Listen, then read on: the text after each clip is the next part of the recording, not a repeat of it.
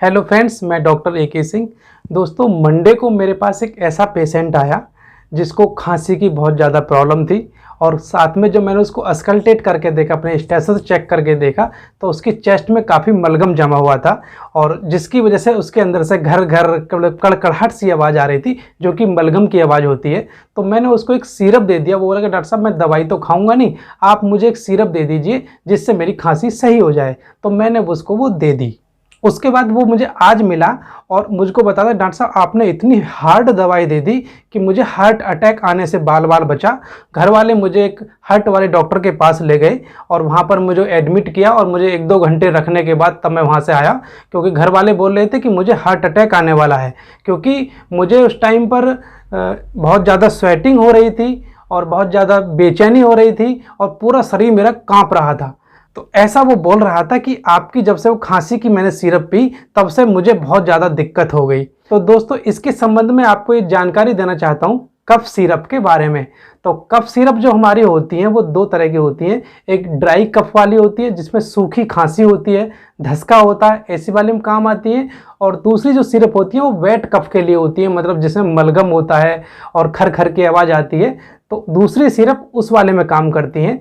तो पहली सिरप के बारे में आपको जानकारी देना चाहूँ तो जो ड्राई कफ होता है, जिसमें आपको सूखी खांसी होगी, धसका होगा, जैसे बहुत से लोग कहेंगे कि मैं धूल में गया था तो मुझे धसका होने लगा, या कोई बताएगा कि मुझे धुआं की वजह से मुझे एकदम एलर्जिक हो जाती है, एलर्जिक कफ होती है, सूखा धसका सा लगता है, या कल मैं बारिश में भीग गया था तो मुझे ठंड लग गई थी।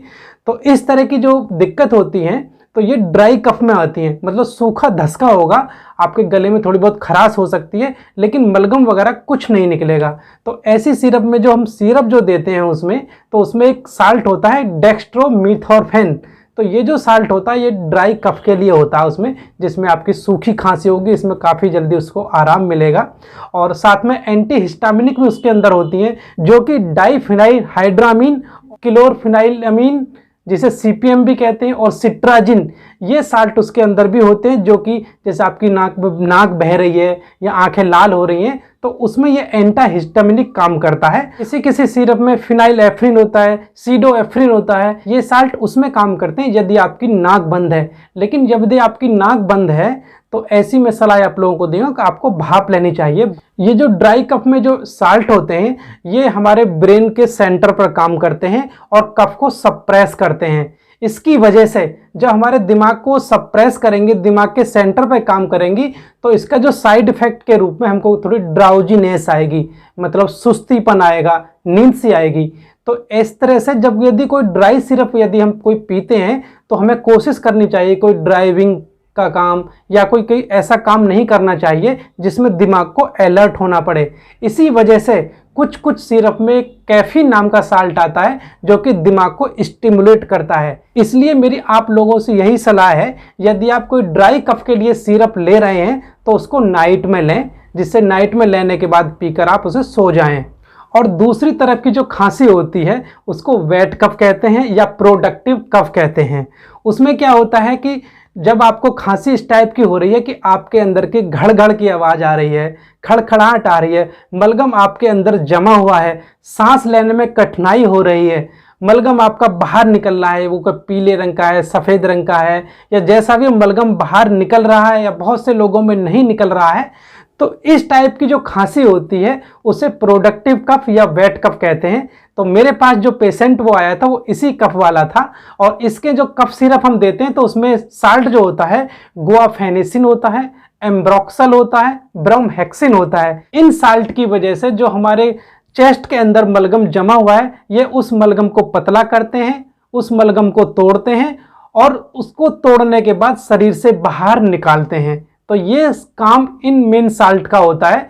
यदि आपको सांस लेने में कठिनाई हो रही है, मलगम आपकी जो फेफड़े की नलियां हैं, ब्रोंक्यूल्स है, उसमें जमा हुआ है तो सांस लेने में कठिनाई होती है, इसलिए हम उनको एक ब्रोंकोडायलेटर्स देते हैं। ब्रोंकोडायलेटर्स का जो काम होता है बेसिकली वो यही होता है कि जो हमारे फेफड़ों की ब्रोंक्यूल्स हैं, जो उसकी नलिकाएं हैं, उनको वो डायलेट कर दे जिससे सांस लेने में आसानी हो। तो ये जो साल्ट हैं ये सैल्बुटामोल होता है, लीवोसैल्बुटामोल होता है और टरब्यूटालिन होता है, तो ये साल्ट कफ सिरप के अंदर पड़े होते हैं। तो अब इम्पोर्टेंट बात यह है कि जब ये कफ सिरप आप पी रहे हैं तो आपको एक जानकारी होनी चाहिए, क्योंकि इन सिरप की वजह से जो साइड इफेक्ट होते हैं वो क्या होते हैं, ट्रिमर्स आना। क्योंकि पीने के बाद हल्के हल्के ऐसे ना ये इस तरह से ट्रिमर्स, आपके हाथों में ट्रिमर्स आ सकते हैं, पाल्पिटेशन हो सकता है, दिल की धड़कन एकदम बढ़ सकती है, पूरे शरीर में कपकपी सी आपको महसूस होगी, अनइजीनेस मतलब पूरे शरीर में बेचैनी हो सकती है और पूरे शरीर में पसीना पसीना भी आ सकता है। यदि कोई ऐसी दिक्कत होती है तो हम जो सिरप पी रहे हैं उसकी डोज को हमें आधा कर देना चाहिए। और मेरे उस पेशेंट के साथ यही प्रॉब्लम हुई। मैंने उसको बताया था कि आपको 10 ml दवाई पीनी है, लेकिन उसने क्या है कि गांव में अक्सर क्या होता है कि ढक्कन खोला और ढक्कन खोल के उसने ऐसे डायरेक्ट वो मुंह में डाल लिया कि मैंने अंदाज से एक घूंट पी ली थी। तो ये बहुत ज़्यादा दिक्कत का सामना उसे इसी वजह से करना पड़ा, क्योंकि जो सिरप के जो साल्ट थे उसके अंदर सैल्बुटामॉल स्पेशली, उसकी वजह से उसको ट्रिमर्स आए और वो स्वेटिंग आई, तो जिसकी वजह से उसे डॉक्टर को दिखाना पड़ गया। तो ये गलती आप बिल्कुल भी ना करें।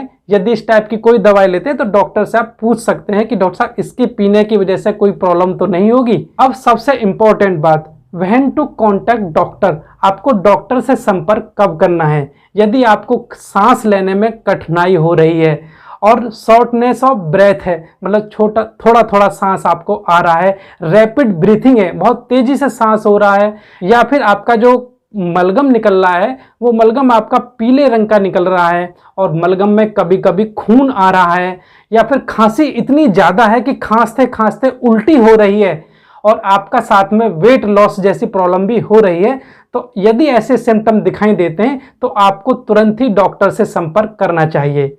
तो कफ सिरप के संबंध में ये जानकारी आपको कैसी लगी प्लीज कमेंट बॉक्स में जरूर से बताइएगा। यदि वीडियो आपको बहुत अच्छी लगी हो तो वीडियो को लाइक, कमेंट और शेयर करने के बाद चैनल को सब्सक्राइब करना बिल्कुल ना भूलें। साथ में बेल आइकन को दबाकर ऑल पर क्लिक जरूर से करें। वीडियो देखने के लिए आपका बहुत बहुत धन्यवाद। मैं डॉक्टर अशोक कुमार सिंह, नमस्कार।